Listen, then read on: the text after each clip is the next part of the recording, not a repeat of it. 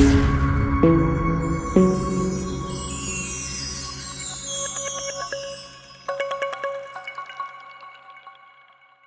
everyone, wanted to send this to you because one, we don't have a meeting today, but also I just think this is a great reminder of, putting things into perspective when it comes to doing the work that's involved in this industry. I know sometimes people, when they're out prospecting for business as a mortgage loan originator, it does take some time to start to get some traction. But once you get traction, you kind of tend to forget all the effort you had put in the past. And you really got to remind yourself what that looked like. You start to get tunnel vision on the deals that you have.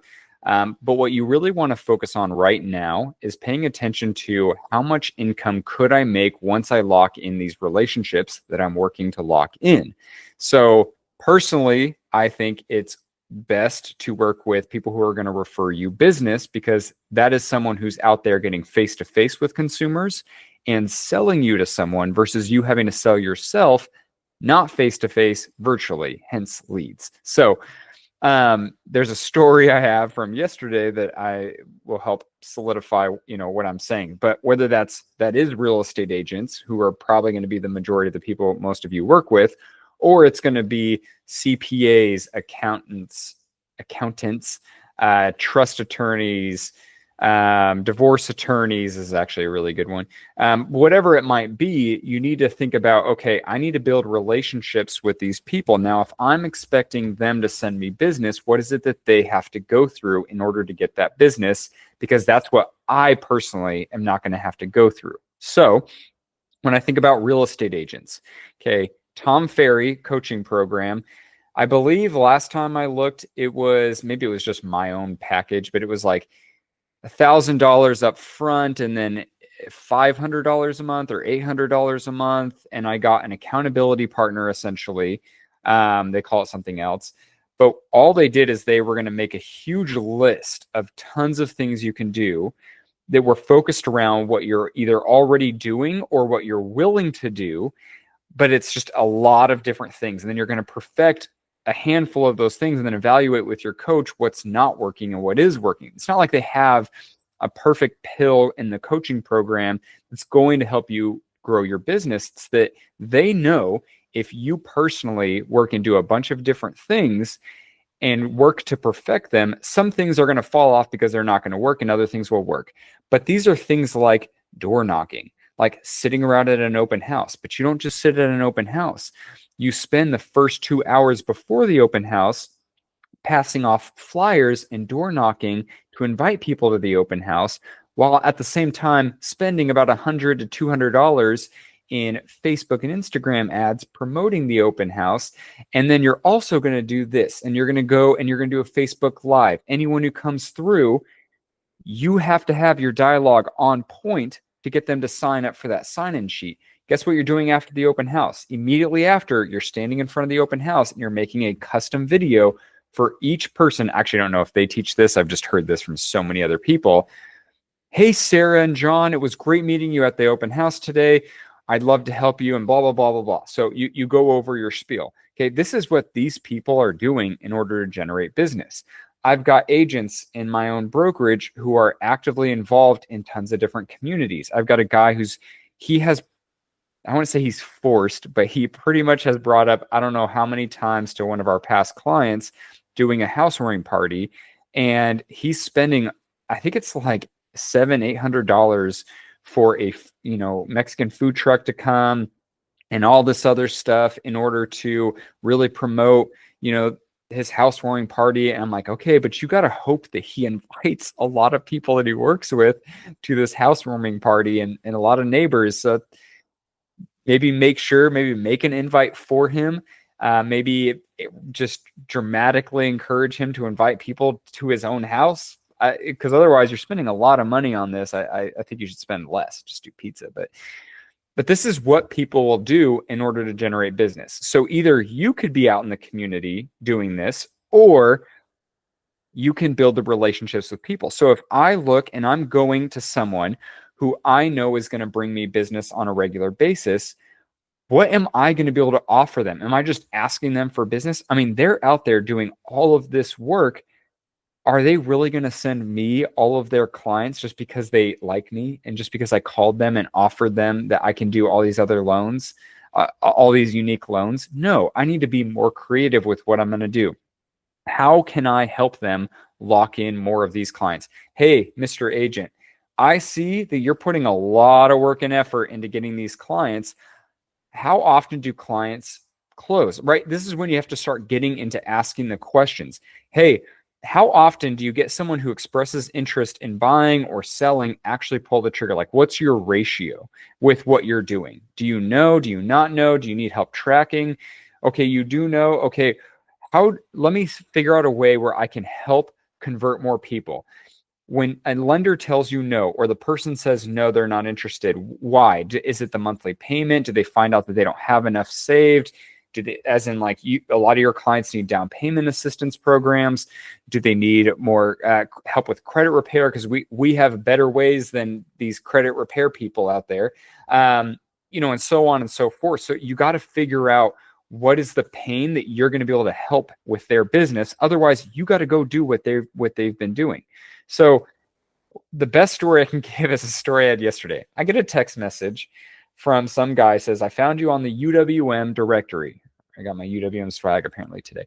UWM directory, and I'm not here selling any leads, and I'm not here. I forgot what else he said. Everything that I was like, okay, that probably means that you're selling leads and doing all this and that. Okay.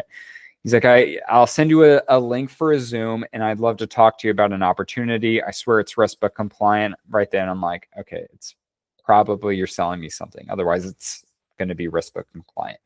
I get on a Zoom. It's me and another loan officer. I'm like, oh, okay, this is a little awkward. And he's like, I'm interviewing people. I only want to work with one. All the wrong things.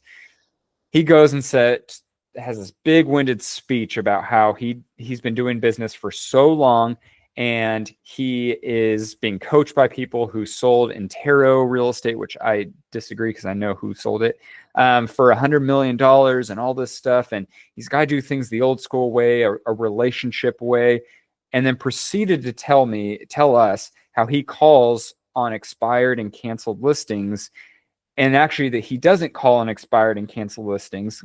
Instead, he has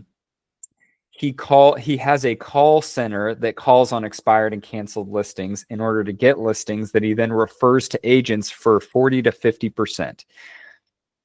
So basically, he's convinced agents to spend money, that's what it is, with his lead gen company where they called on expired listings, which means listings that were way overpriced or just a disgusting homes or whatever it might be, or people that canceled. And then convinces them to talk to one of their preferred agents, where he tells these people, I work with the number one agent in the area. They're going to help you. That's what he told us he does. And then he takes 40 to 50% of the referral fee. He wanted to charge us $10,000 up front. He said he would give us a 10-year contract or something, but he was going to have us be a preferred lender, and he kept saying, I'm only looking for one in Texas for some reason, even though neither one of us were in Texas. We're just licensed in Texas. But then proceeded to tell us how he works with 4 or 5 other lenders in each other state. I'm like, so we're not going to be the only lender in Texas paying 10 grand. But keep in mind that this is on top of him taking a 40 to 50% referral fee.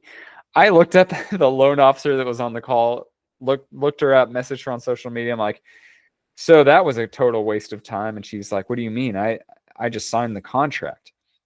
I'm like, you're going to spend the $10,000? Okay, got it. I mean, here's the thing. That is, this person, she had mentioned she had been in the industry since 1987. And she's over here spending $10,000 a month. I said, why? She said, I want the connection with the agents. I'm like, but there are so many better ways to get the connections with the agents. I mean, for 10 grand a month, for less than that, I can hire my own virtual assistant for what, $6 an hour, $4 an hour in some other country that can call on these listings and then just refer for no commission split to these agents. And now you look like the hero. Do you, right? Once again, there are so many ways, and I just really want to encourage people when you look at it. So the way she justified it is she said, if I just close 2 deals, that'll pay me back, right? Because that's her compensation plan in the way it works in the area she works in. I just know that the agents I have worked with in my own brokerage that I do, and actually the agents that refer me the most business are not even in my own brokerage, which is cool and not cool at the same time. But they just send me a lot of business and they appreciate how I operate. And I've built that relationship and fostered that relationship with them. Okay. One every other month is anywhere from $6,000 to $12,000, basically each deal. Imagine you're sitting here and you're going through 50 people. You get to 100 people that you sent an email to. Imagine how many different people the agent has had to send an email to, cold called, knocked on the door before they got one client. Imagine how much money they're spending with these lead gen companies to then drive to houses to show people houses that the people disappear all the time. You are a top agent with most lead gen companies if you close 7 to 8% of the leads they send you. 7 to 8%. Most of the time you're showing more than that. You're showing almost every single one of them a house, because Zillow, what they teach is just show them the house. Don't have any other conversation about anything else. Show them the house. So what do? I get the lead that I just spent $1,000 or plus on. I go and show them the house. They disappear. If I close 7 to 8%, I'm a top agent. They say 10, but when you look at their numbers, it's 7 to 8%. I think a lot of areas it's 6%. You're still considered a top performing agent in their area. And so not only are you spending the money, but you're wasting a lot of time. You as a loan officer, if you are getting frustrated because you sent 50 emails and haven't got a response, get over it. Also, just pay attention to when you lock in that one agent. That's not a one-time transaction. That's someone that your goal is to build and foster that relationship with. I'm serious that I want to help the agents be full-time in the business, which means you're closing at least a deal every other month. Ideally, you're closing a deal a month. If that's, 7, 8 deals a year to me, how much money am I making in the area that I am working in? So once again, you got to pay attention to what are the prices. Not once again, I don't know why I said that. Please make the goal of paying attention to the home prices in the area you're wanting to operate in, because do they line up with the income goal that you want? Okay, if I lock in this relationship, what's the value of that relationship? It's not one deal that they're going to send me. I'm hoping 8 deals a year, 7 to 8 deals a year at least in a more normal market maybe, but at least we're going to get there. 7 to 8 deals a year in the area that they work in. How much is that? That is the value of that relationship. That's the value of that email. That's the value of the phone call. That's the value of me having to deal with all of these other people who didn't answer my email, who ignored my phone call, who I sent text messages to, or who I got on a call with, or sent a video message to, or whatever else that you did to that person, that led to this person. So if I'm in California, average home price, I think is like $600,000. But let's just say, for simplicity, average loan amount's $500,000. I think after our splits, our people make like, I think it's like 1.5% to 2%. So let's just say 1.5%. That's ignoring all the refinance opportunities in the future, because that's also a big book of business. Let's just say 1.5. So you're making what? Let's just say, to keep it simple, $7,000. Even though it's $7,500, but $7,500. Okay, let's say you get 2 agents. That's all, 3 agents. Okay, you're doing 2 a month, 2 loans a month, which is not considered a high performing, or even, I'm pretty sure that's barely median performing, but you're still doing pretty good for our industry. How much money is that? I mean, does that hit your goal? Did that make worth calling those people? I think at some point we have to realize what other occupations make that kind of an income, and what did it take to get into that occupation? I remember starting to make 20,000 a month. My brother did that. My brother is a software engineer. He works way more, maybe not way more hours or a lot more hours than me, but he works a lot of hours and it's mentally exhausting for him. But he also had to go get his master's in AI development. I can't even last 20 minutes on a YouTube video trying to teach myself how to code.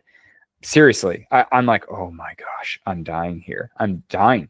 So let's put things into perspective, and we have to remind ourselves that, okay, as tedious as this might be, this is the short-term play for the long-term results. So I really hope this is helpful and motivating. It's something you just got to keep plugging away at. There are people who have been in this industry for a long time who don't have to reach out to agents anymore. They either have the agents they work with locked in, they have their book of business locked in as well, or they have past clients that they can easily call and say, hey, are you thinking about doing any renovations? I'd love to help you with a home equity line of credit, and they will get business. Either people say, no, but I'm thinking about selling and I want to buy. Can you help me? Or no, but I think I want to do a cash out refinance, or whatever it might be. Listen, you're going to have the repeat customers. This is a temporary thing. But once again, you need to be strategic with it. You need to have intention with it, and you need to have perspective. So I really hope this helps.